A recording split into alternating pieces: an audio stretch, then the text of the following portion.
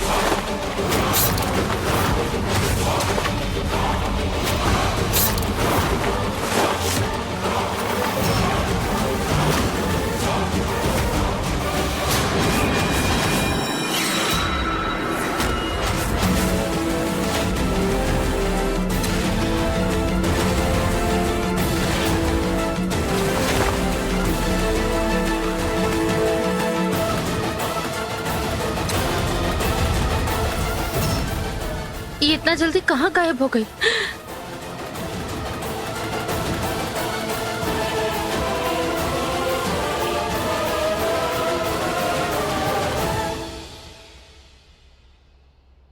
डरिया मत, हम तहरा के कुछ न होके देहब। हाँ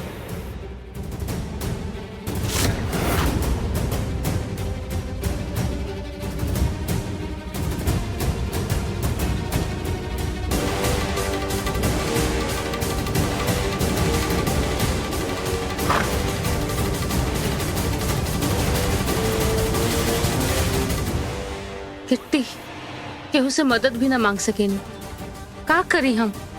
कैसे बचाएं गिट्टी के?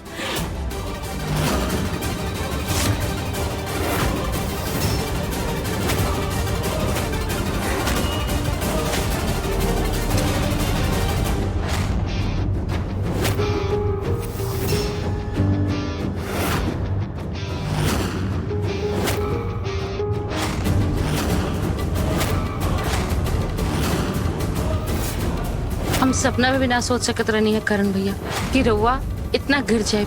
सब जानत हुए भी हम उम्मीद कैनी हाँ कि रउआ यहाँ ना आए। जो हम देखनी उस सच ना होके बाकी रउआ ना माननी। पहले बार में भले ही रउआ गलती कैली होखा, बाकी ई बार रउआ एगो हत्या करे के कोशिश कैनी हाँ, जेकर सबूत रउआ अपन साथी ले गई बानी।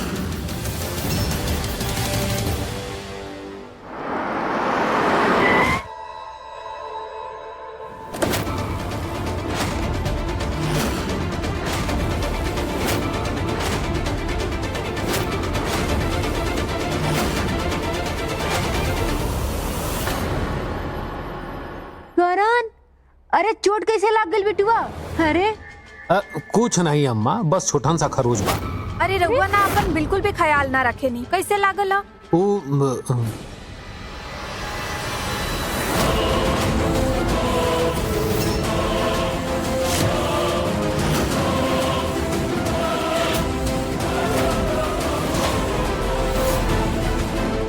वैष्णवी कहाँ गए रहलू? रूम में भी देखे तू वहां ना रहलू और खिड़की से साइड डाल के तू नीचे उतर रहलू। तो आइडिया भी भाई कितना खतरनाक बा। तू नीचे गिर सकत रहलू, तो है चोट लग सकत रहे। आखिर गैल कहाँ रहलू? गिट्टी के जान बचावे। What?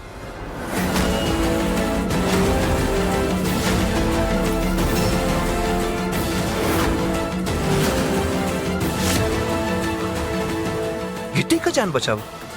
आखिर हो का गल बात? के डॉक्टर बना न वहाँ? गिट्टी के जान के खतरा केहू और से रहे कार्तिक जी।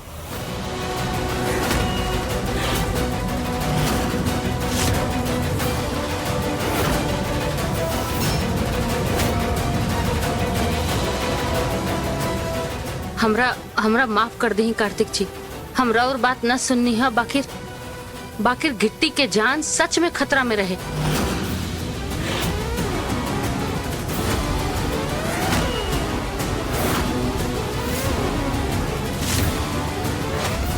अब राउर खेल खत्म करन भैया।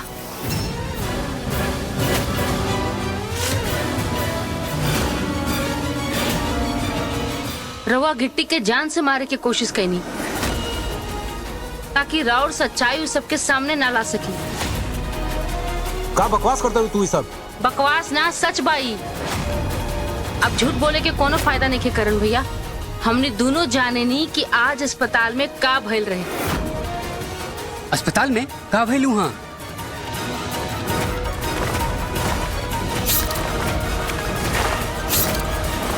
तो फिर से शुरू हो गई तू। अरे कब बंद करबू अपन बहकल बहकल बात वैष्णवी? बहका तो रवा बानी करण भैया, बाकिर आज हम सच सबके सामने ला के रहब। आज जब रवा अस्पताल में हमरा गिट्टी समझ के मारे की कोशिश कैले रही, तबे हम रवा के ये हाथ में चाकू मार ले रही ना बाना।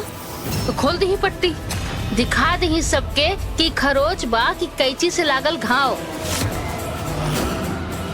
माफ करिए वैष्णवी, लेकिन हमें लगे तोहरी जितना फालतू टाइम नहीं थे कि बैठ के पट्टी बांधत रही और खोलत रही। अगर वो सच कहता नहीं तो डरत काहे बानी करण भैया?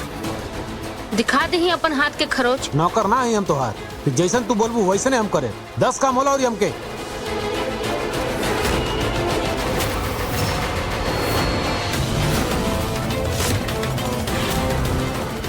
बहू के धर्म होला घर के लाज बचावन, और आज तू ही खुदे घर के इज्जत नीलाम करे पे तुल गई तू। हम चाहता नहीं ए मामला के यही जे खत्म करे के चाहिए। फैसला तो हार बा, तू तय कर। घर के भीतर आए के बा या गिट्टी के लड़ाई में घर परिवार के त्याग करे के बा।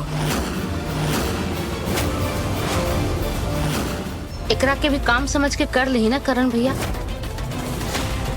दिखा दी ना अपन हाथ। करण भाई, अगर ऐसा बात दिखा दे न कलाई, वैष्णवी कभी वो हम दूर हो जाये। पट्टी खोल के दिखा देना करण, बात यहाँ के यही खत्म हो जाये।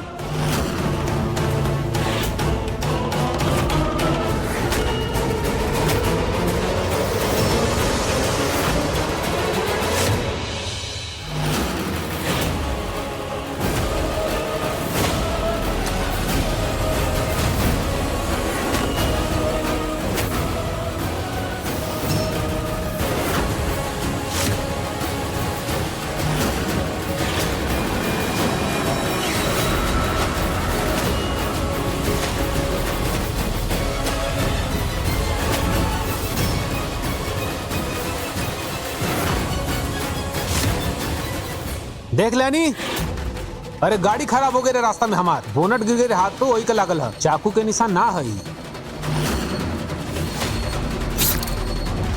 कैसे हो सकेला ही?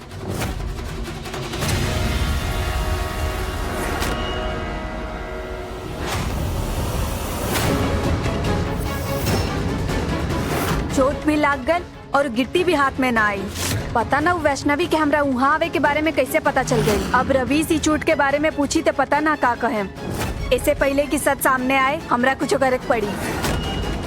अरे पड़ गई कलेजा के ठंडक। अरे अपना पागलपन में हमनी के जियल हराम करके धो देली भी आई लड़की। तो फिर और के हो सकेला जे गिट्टी के मारे की कोशिश कैलस? तू ना हमनी के सबके हाथ देख ला। अरे सही से चेक कर लो, चेक। अम्मा अपना हाथ दिखाई, कहीं रोवा तो नहीं की कैले ई सब? और न तका। अरे हमरा पति पर गलत इल्जाम डाल के तहर मन ना भरन। जे मन घड़ल इंसान के ढूंढ के ओकरा के कातिल बनावे की कोशिश करता रू। बस करा वैष्णवी, बस करा, जस्ट स्टॉप इट। या हम बानी जौन परिवार के प्यार खातिर तरसत आनी, और दूसरी तरफ तू जौना के केहू के कोनो कदर नहीं खे। पूरा खानदान के नाम पे कालिक पोत देवे के चाहता रू वैष्णवी। डरत काहे बानी?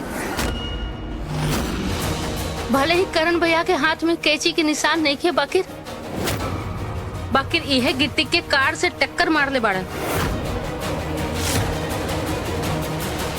बहू के धर्म होला घर के लाज बचावन, और आज तू ही खुदे घर के इज्जत नीलाम करे पे तुल गई तू। हम चाहता नहीं ए मामला के यही जे खत्म करे के चाहिए। फैसला तो हार बा, तू तय कर। घर के भीतर आए के बा या गिट्टी के लड़ाई में घर परिवार के त्याग करे के बा। अरे दादा रे दादा, बस भी करा। एगो उ लड़की बिया जना के परिवार से कोनो नाता नहीं खे, फिर भी ओके घर के एगो सदस्य के चिंता बा। अरे ई तब परिवार के बारिश भी देती आ, और ई बाड़ी हम हमरा घर के बहू रानी जे घर के नाक कटैला पे तुलल बिया, अपना घर के सदस्य के जेल भेजवैला पे तुलल बिया। अरे बस, अब सहन नहीं के होत हमसे। अब हम ऊ करेम जन हमके पहले करे के चाहत रहला, बिना केहू के बात मान के। चला हो तू। माई चुप।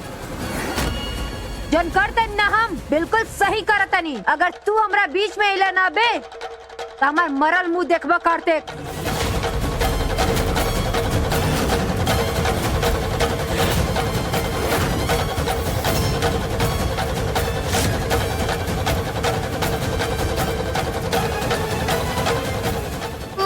माँ जी रुक जाई माँ जी।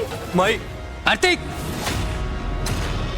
सुनत काहे नहीं कि हमरा के बस एगो मौका दी माँ जी। हवेली में पुलिस बुला के पहले ही वैष्णवी अपन सब हाथ पहाड़ तेल दे लेवा, और अब तय कर आरोप के सिलसिले खत्म ना होला। ई समस्या आज के आज खत्म हो जाए तो ठीक रही। हम अपन सच्चाई साबित करके रहा माँ जी। दादी रवा के तो पता बता कि हम झूठ ना बोले नहीं, बताई ना दादी। रुका और मिला।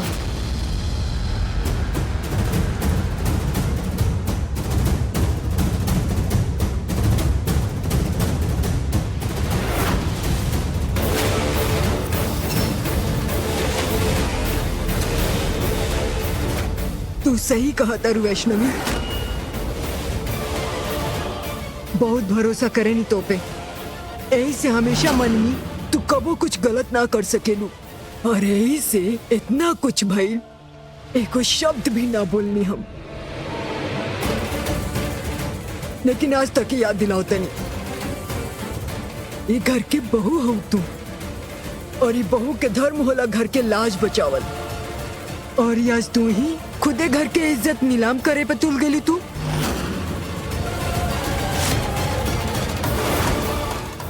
जाना तानी बहुते परेशान बड़ो तू,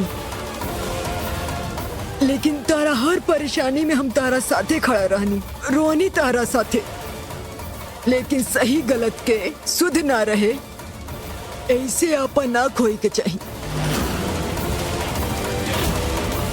अरे घर के बहू घर के गलती कुल पे पर्दा डाले लीसन, लेकिन ई देखा, ई है हमरा घर के बहू। हमरा घर के गलती भइलो नहीं खे, तब वो पर्दा उठावल चाहतिया। आज हम सच सबके सामने ला के रहा। बस वैष्णवी बस, बहुत भइल।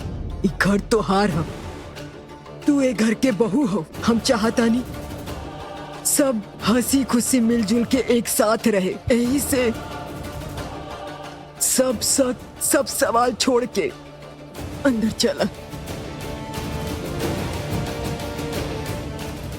हम चाहता नहीं ए मामला के यही जगह खत्म करे के चाहिए।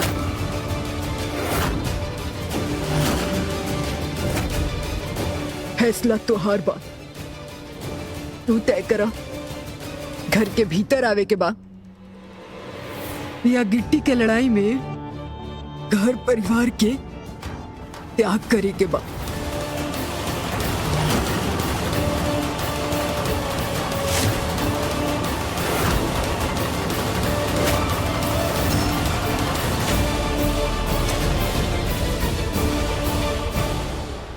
दीदी कोना धर्म संकट में फंस गई मैया। वैष्णवी के आज के निर्णय ओकर जीवन के दिशा निर्धारित करी।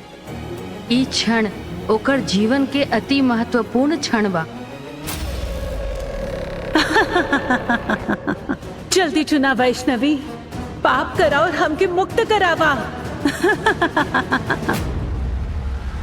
चलो वैष्णवी, अंदर चलो, आओ।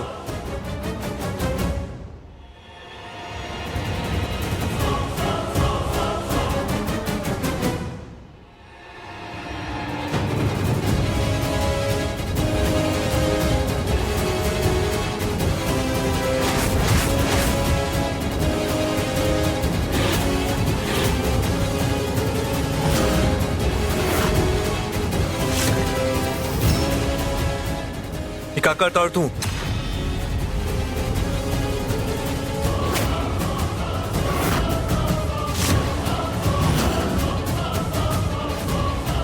वैष्णवी अंदर चलो।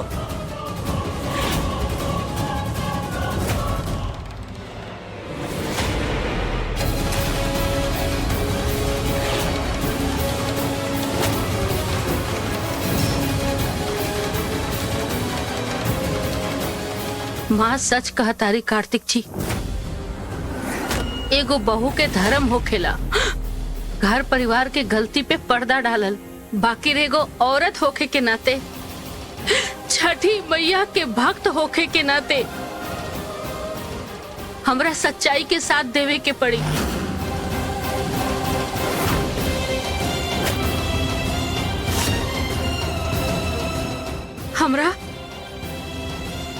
हमरा माफ कर दही कार्तिक जी।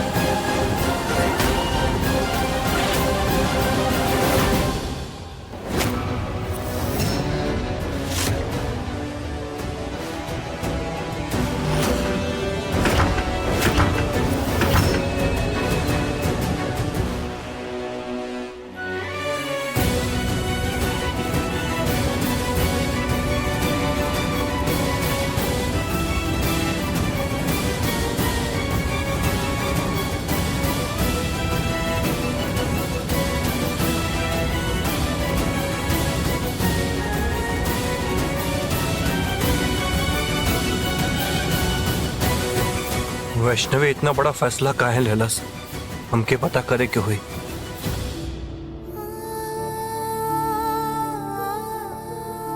अच्छा समय पे तो सब सच के साथ देवेलन, किंतु कठिन समय पे ही सच्चाई के साथ दिहला पे सच्चाई के जीत होखेला।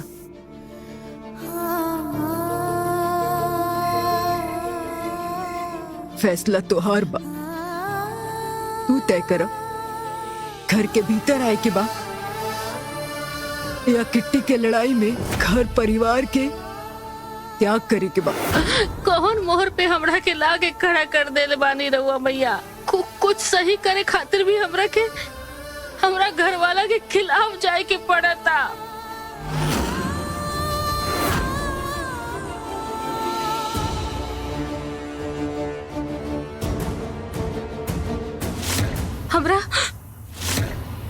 हमरा माफ कर दी कार्तिक जी। ठंडी हवा चला था,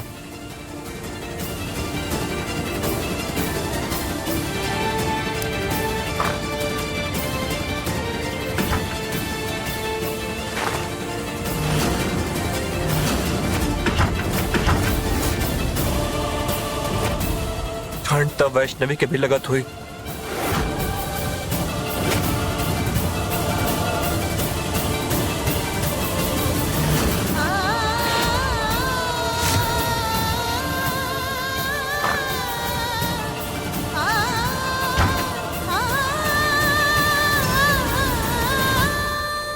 रुका कार्तिक,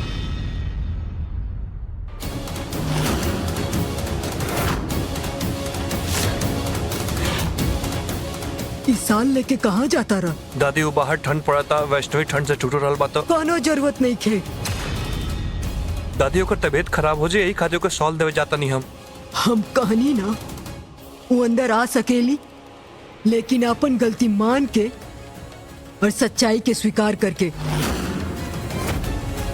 गिट्टी के जो ऐसन हालत भइल बा ओकरा खातिर करण जिम्मेदार नहीं खे, और कोनो सबूतो नहीं खे मिलत। बबुआ एक घर में जब जब सबके ओकरा खिलाफ रहे, हम ओकरा साथे खड़ा रहन। काहे यहाँ तक कि बच्चा खातिर 24 घंटा के व्रत करे खतर कहलस। ऐसन हालत में भी हम सबके खिलाफ जाके तैयार हो गई। काहे कि वो हमार बहू ही है, ये परिवार के बहू ही है। उसे प्यार करेनी हम, ओ पे विश्वास बा, भरोसा बा। और वो एक घर के मर्यादा के लाज खातिर इतना ना कर सकेले। हमसे बिना पूछले पुलिस घर में बुला लेलस, करण पे लांछन लगा देलस। ये छोट बात नहीं खे बबुआ, बहुत बड़ के बात बा। एगो बात हम साफ साफ कहतनी, अगर ओके घर में रहे के बा तो अपन फर्ज समझे के हुई, नहीं तो जब तक मन करे पहरा बैठा रहे। एक घर से ओके कोनो मदद नहीं मिली।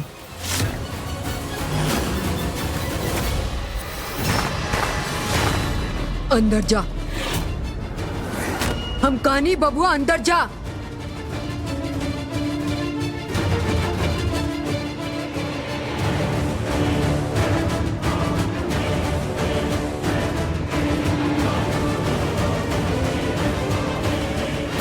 जब वैष्णवी के हर बात पे साथ देवे वाला अम्मा ही ओकरा खिलाफ हो गईली तो फिर बाकी के का कहल जाई। गलत तो देखा वैष्णवी कैले बिया।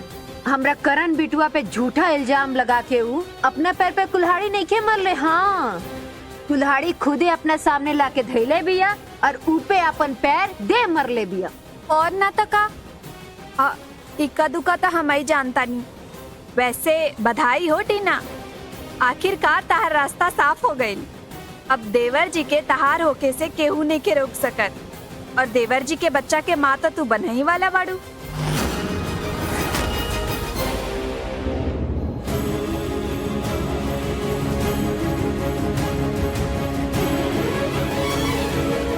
ई कैसन जिद बा तोहार वैष्णवी? दादी का बात काहे न मानता तू? हमरा माफ कर दे कार्तिक जी, जैसे रउआ मजबूर बानी हमहू मजबूर बानी। अरे कम से कम अपने मासी के घर चल जा, बाहर मत रहा प्लीज। ना कार्तिक जी ना, हम सच्चाई के साथ देवे खातिर घर के दहलीज जरूर लांगले बानी। हम ऐसे छोड़ के ना जा सके नहीं, रउआ के छोड़ के ना जा सके नहीं।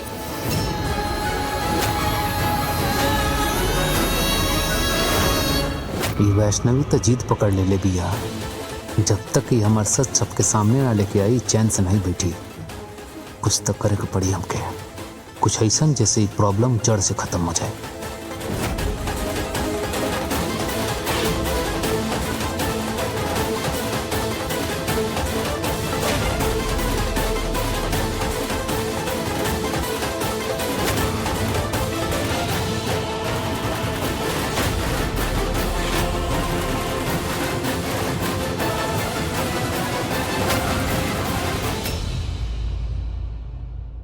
हम कहले रही ना, गिट्टी के एक्सीडेंट के सच हम सबके सामने ला के रहब।